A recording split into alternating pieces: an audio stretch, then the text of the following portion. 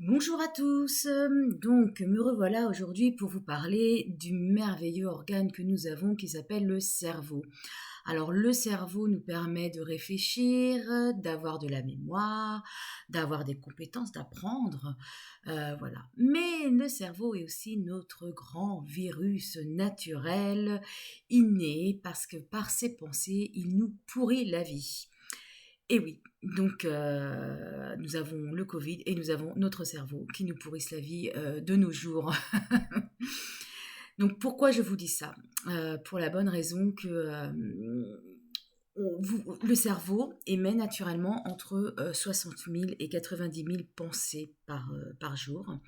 Seulement selon les filtres que vous avez, donc selon ce que vous pouvez avoir comme histoire, comme schéma, comme interprétation, selon ce que vous ressentez, le cerveau, lui, il va avoir une pensée qui peut être soit positive, soit négative. Alors, un exemple tout simple. Vous êtes dans la rue, quelqu'un vous bouscule, d'accord? Selon ce que vous pouvez le ressentir, soit sur le mode physique, le fait d'être bousculé physiquement, le fait que vous soyez déjà dans une concentration, vous êtes surpris. Donc, vous pouvez avoir différentes, différentes façons de réagir. Donc, selon vos croyances, selon vos schémas et selon ce que vous ressentez. Vous pouvez soit commencer par, ok, il m'a poussé, bon, bah voilà. Et ça s'arrête là. Votre cerveau vous fout la paix. C'est quand même assez rare. Généralement, il y a autre chose. Généralement, c'est vous êtes bousculé, vous avez été surpris. Surtout si vous ne l'avez pas vu venir. Vous pouvez avoir peur, selon votre histoire, si vous avez déjà été agressé personnellement ou que personne de votre famille a été agressé ou vous êtes dans un quartier où vous ne vous sentez pas très à l'aise, vous pouvez vous sentir agressé et avoir peur pour vous, pour votre, tout simplement peur d'être agressé encore plus violemment. Vous, après ça, vous pouvez avoir dans vos schémas, non mais quand on me bouscule, on s'excuse. Parce que c'est quand même incroyable ce manque de respect qu'il peut avoir. Après, je ne sais pas si c'est un manque de respect ou juste que la personne ne s'en est pas rendu compte. Ou, voilà. Cela dit, vous pouvez l'interpréter comme ça. Et donc, dû ce manque de respect, vous pouvez effectivement vouloir aller voir la personne et dire « Eh oh, on s'excuse quand on pousse les gens ». Ou au contraire, selon votre capacité, allez, continuez à votre chemin. Ensuite, le long de votre chemin, vous pouvez ruminer la scène. Vous la passez en boucle. Et quand vous rentrez chez vous, vous continuez à la passer en boucle. Et vous pouvez la passer en boucle, mais pendant des heures, des heures, des heures, des heures. Et c'est là où je vous dis que votre cerveau est quand même un vrai virus, parce que le temps qu'il passe à ruminer ça, il engendre du stress, il engendre des émotions négatives, et il ne laisse pas la place pour autre chose. Ce qui fait que si on vient en plus vous dire, que ça soit au boulot, que ça soit chez vous, quelque chose qui peut vous interpeller, vous n'allez pas être disponible et en plus vous risquez d'être agressif. Ce qui va amener après de la culpabilité et vous n'allez même pas comprendre pourquoi vous êtes agressif. Mais en fait, l'origine est cette bousculade qui peut être tout à fait innocente. Ça peut être très bien un passant qui, en courant après son bus pour aller le chercher, vous a cogné avec son sac, vous a cogné, voilà, parce que il s'est faufilé. Et c'est juste une expérience neutre, mais que vous allez interpréter. Donc voilà, je sais que c'est peut-être un peu... bon, je pense que l'exemple est assez parlant. C'est peut-être un peu compliqué de bien l'expliquer et de bien le ressentir. Mais voilà, c'était pour vous informer, enfin, que vous voyez vraiment à quel point votre cerveau peut vous miner pour un laps de temps très court, une expérience très courte. On peut avoir la même chose dans toutes les expériences de la vie. Ça peut être effectivement aussi, vous êtes en voiture, vous voyez quelqu'un, vous klaxonnez, vous faites un coucou, la personne se tourne mais vous répond pas. Alors là, vous vous dites, ok, elle me fait la gueule, qu'est-ce qui lui arrive? Elle se fout de moi. Hier, j'ai eu au téléphone, c'était grand sourire, et puis là, elle me dit rien. Et là, du coup, il y a plein de schémas encore qui arrivent.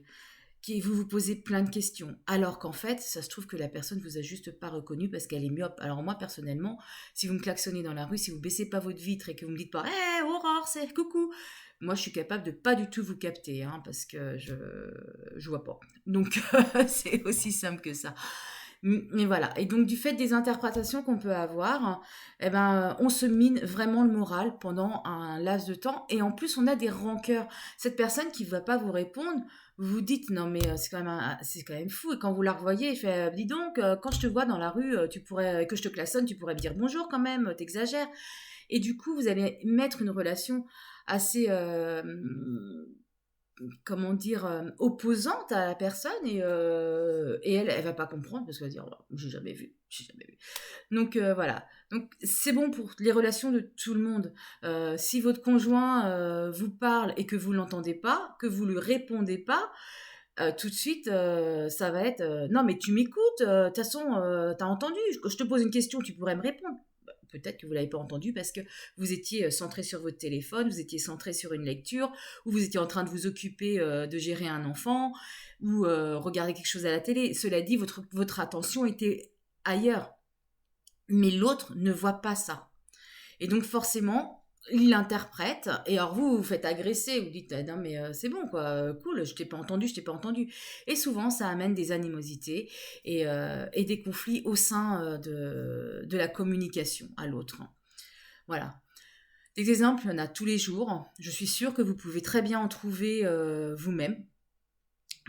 Observer. Ce qui serait hyper intéressant, effectivement, c'est que vous observiez dans tout ce que vous faites où est-ce que ça pêche et où est-ce que vous vous dites hey, oh, mais en fait, oui, non, c'est pas ça, faut pas que je fasse ça. Ok. Ah, il n'a pas entendu. Ben, peut-être effectivement qu'il n'a pas entendu. Ah, bah, il m'a pas vu, ou il n'a pas le temps, ou effectivement, il a couru, voilà. Voyez un peu, vous, comment vous percevez le monde. On perçoit le monde avec ses yeux, avec le toucher, avec les sons, avec le goût aussi, hein, avec tous nos schémas. Et notre cerveau, lui, les assimile à des expériences. Et à partir du moment où il les a assimilés, il va entraîner une réaction qu'il connaît. Et si on veut emmener une réaction autre, il lui faut l'espace et il faut créer un autre chemin. Il faut faire un switch. Alors, dans ces cas-là, quand vous voyez que vous ruminez, ce que vous pouvez faire, c'est stop. Voilà. Ça revient, stop. Et là, le fait de faire ça, ça fait comme un switch. Et ça vous aide à un peu vous libérer de ça. Après, vous connaissez mon goût pour la méditation, donc je vous invite à faire de la méditation pour un peu poser et enlever tout ce stress lié à vos ruminations. Voilà, eh bien, écoutez, je vous souhaite une belle journée. J'espère que cette vidéo vous aura plu. N'hésitez pas à la partager et je suis sûre que ça peut intéresser plein de monde. Et c'est un atout, un outil que vous pourrez avoir, que vous pouvez utiliser tous les jours, ce stop, cette méditation et l'observation, sans le jugement. Ça sert à rien de vous juger. Observez-vous et dites-vous, ah oui, effectivement, c'est vrai. Je suis comme ça, je suis comme ça. Moi, tous les jours, je m'observe et je me dis, ah oui, alors là, attends, là, je juge quand même. Ah bah, la personne qui n'a pas ramassé les crottes de chien, quand même, elle exagère parce qu'on peut monter dedans. Ouais, oui et non. En fait, si je regarde, je vais pas monter dedans. Après, les crottes de chien sont là, bah effectivement, peut-être que c'est plus citoyen de les ramasser. Après, les crottes de chien, c'est biodégradable, ça peut rester dans la pelouse publique. Voilà, c'est une façon de voir les choses. Ce n'est pas forcément ma façon de la voir, mais c'est une façon de voir les choses. Et en tout cas, ça ne doit pas m'atteindre et m'attaquer. Et je n'ai pas à ruminer ça en disant quand même que les gens sont pas propres. Non, voilà, c'est comme ça. Voilà, cette situation existe. À moi de faire en sorte qu'elle ne m'atteigne pas, tout simplement. Et pour que je puisse mieux vivre les choses. Voilà, je vous embrasse. Salut!